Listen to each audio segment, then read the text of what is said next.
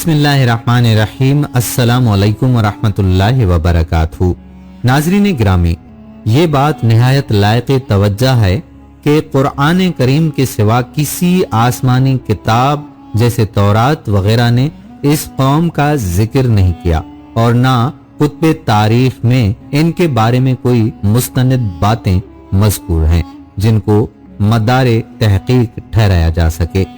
یہ صرف قرآن کریم کی خصوصیت ہے کہ اس نے قوم عاد کی بستیوں، ان کے حالات، ڈیل ڈول، قوت و طاقت، ان کی خوشحالی اور عرف الحالی، کفر و عصیان پر ڈٹے رہنے، بت پرستی پر جمنے، زمین میں ادھم مچانے، سرکشی کرنے اور فساد پھیلانے کو نہایت تفصیل اور شرح کے ساتھ بیان کرتے ہوئے بتایا ہے کہ حضرت ہود علیہ السلام نے جب انہیں بتوں کی عبادت پر اوندھے منہ گرتے دیکھا تو انہیں راہ راست پر لانے اور ان کے بگڑے عقیدوں کو سنوارنے کے لیے کس قدر کوششیں کی، اور ان کے جواب میں اس سرکش اور بدبخت قوم نے کیسی ضد، ہٹ درمی اور کفر و عناد کا ثبوت دیا، بلکہ الٹا حضرت ہود علیہ السلام کا مذاق اڑایا، جس کی پاداش میں بالآخر ہلاک کر دیے گئے اور ان کا نام و نشان تک مٹا دیا گیا، اور اب فقط ان کی داستانیں ہی سننے والوں اور عبرت پکڑنے والوں کے لیے باقی رہ گئی ہیں۔ ناظرین، ایک روایت کے مطابق عاد دراصل اس قدیم ترین قبلے کے مورث اعلیٰ کا نام ہے۔ مشہور تو یہ ہے کہ یہ لفظ عربی ہے، مگر مشہور نحوی سیبویا اس کو عجمی قرار دیتے ہیں، کیونکہ وہ کہتے ہیں کہ سب سے پہلے جس نے عربی میں گفتگو کی تھی اس کا نام یعرب ہے۔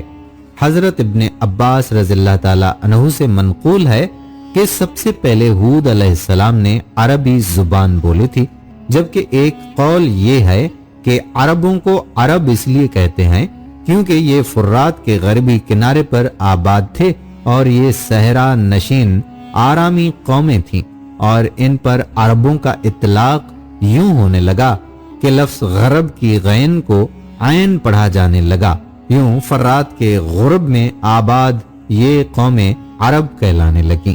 اسی طرح سے یہ بھی مشہور ہے کہ قبیلہ عاد جو عمالقہ میں سے تھے، لیکن یہ تورات کا بیان ہے جو غلط ہے، انہی پر عربوں کا اطلاق ہوتا ہے۔ غرض جب ہم ان دونوں اقوال کو درست فرض کر لیتے ہیں تو ہم کہہ سکتے ہیں کہ فرات کے غربی کنارے پر آباد آرامی قوم جو غرب سے عرب مشہور ہو گئی، یہی عرب ہی قوم عاد تھے جو آرامی یا سامی قوم تھے۔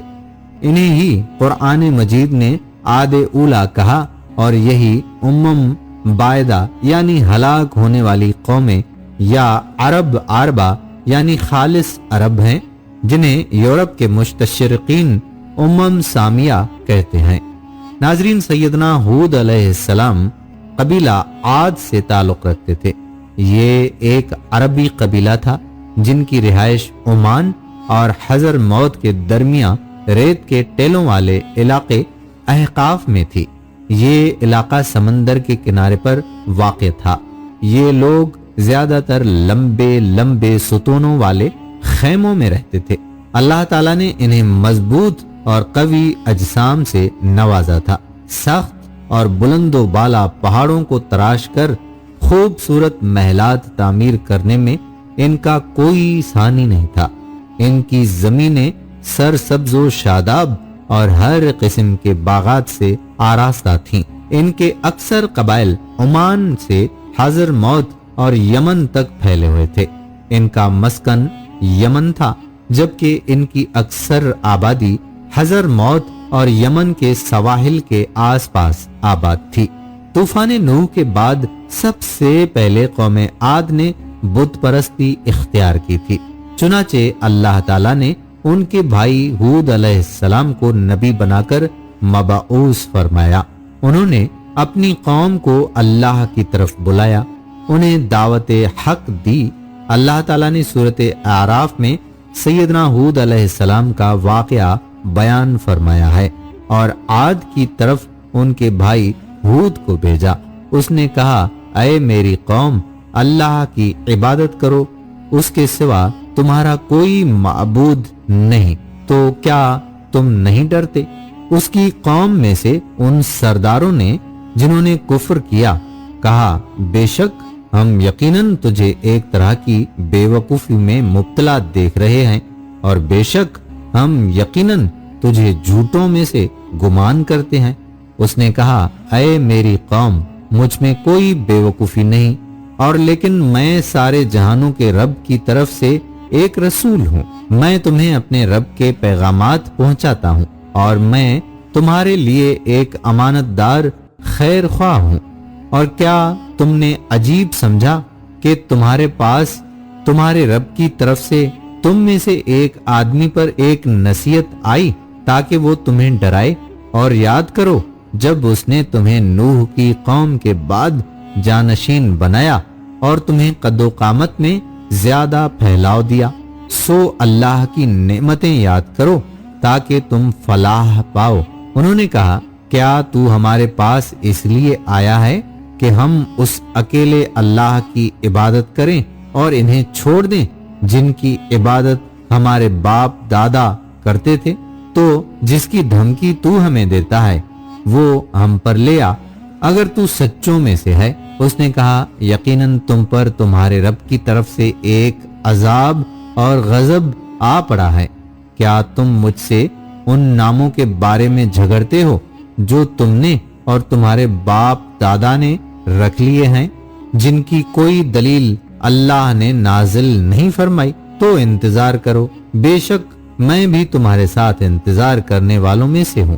تو ہم نے اسے اور ان لوگوں کو جو اس کے ساتھ تھے اپنی رحمت سے نجات دی، اور ان لوگوں کی جڑ کاٹ دی جنہوں نے ہماری آیات کو جھٹلایا اور وہ ایمان والے نہ تھے۔ ناظرین، ان آیات میں ہود علیہ السلام اور ان کی قوم عاد کا قصہ بیان کیا گیا ہے۔ یہ لوگ عاد بن ارم بن اوس بن سام بن نوح کی اولاد میں سے تھے۔ زبردست جسمانی قوت کے مالک تھے اور بتوں کی پوجا کرتے تھے۔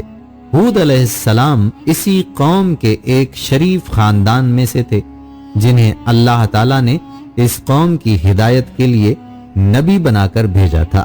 لیکن جس طرح وہ لوگ جسمانی طور پر بڑے سخت تھے، اسی طرح سے ان کے دل بھی بہت بڑے سخت تھے۔ انہوں نے ہود علیہ السلام کو احمق اور بے وقوف قرار دیا اور جھوٹا بتایا، اور ہزار کوششوں کے باوجود راہ راست پر نہ آئے۔